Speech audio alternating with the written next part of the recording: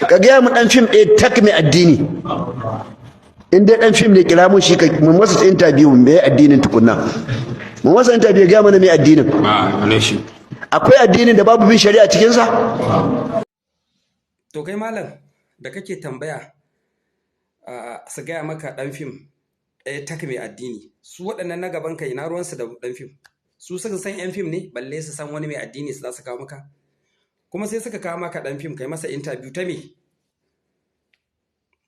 Wai mai addini kake nema a yan fim? To su gaya maka su ce maka a gaya maka mutum ɗaya tak mai addini. To an gaya masa ka yi me? Ka cire shi daga musulunci? Kai da ka gada? Kai abubuwanka ne kana wasu irin wani karatuttuka ka koma kake yi. Ka aje karatun da ya kamata ka yi, ka sanar da mutane ya za su yi ibada, ya za su yi tsarki, ka sanar da su musulunci, ka koma kana zage-zage da bankaɗe-bankaɗe sai ka tona asirin wasu, sai ka ga bayan wasu, ko sai ka shafa wasu kashin kaji, ko sai ka ɓata wani da mabiyansa.